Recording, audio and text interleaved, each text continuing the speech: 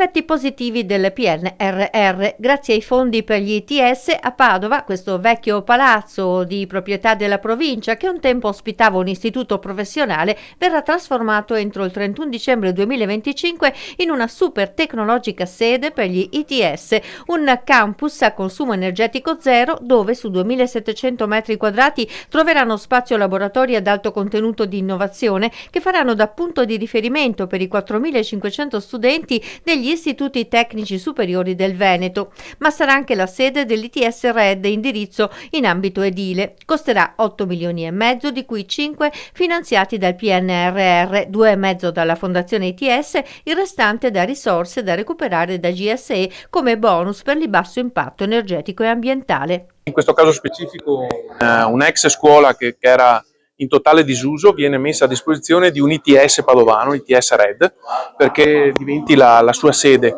ma in maniera più strategica anche, mette al centro gli ITS, il ruolo degli ITS nello scenario dell'offerta formativa post diploma, e lo fa in sinergia con tutti gli attori del mondo imprenditoriale padovano. È qui presente anche il Presidente della Camera di Commercio, e insieme con loro abbiamo fatto un percorso per arrivare a dare questa sede a ITS Red e in maniera più allargata anche per metterlo a disposizione degli altri ITS.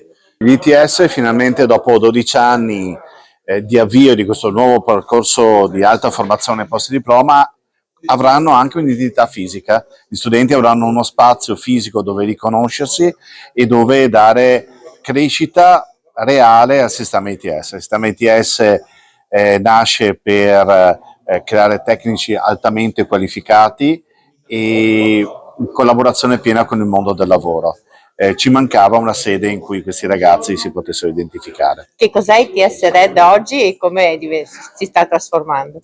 ITS Red nasce per creare tecnici per il sistema delle costruzioni, quindi il sistema delle costruzioni è il sistema industriale più complesso e più ampio che ci sia, facciamo oltre il 20% del prodotto interno lordo. Abbiamo bisogno di tecnici in tutta la filiera, dalla fase di progettazione alla fase di realizzazione di un'opera e di gestione di un'opera, compresi i tecnici per la pubblica amministrazione. È un momento anche di valutazione delle famiglie su cosa fare per il futuro, quindi come stanno andando da voi le iscrizioni? Le iscrizioni crescono del 20% l'anno, adesso grazie al booster che ci darà il PNRR e quindi l'identità fisica che avremo tra pochi mesi, l'obiettivo è quello di crescere del 50% nei prossimi 2 anni.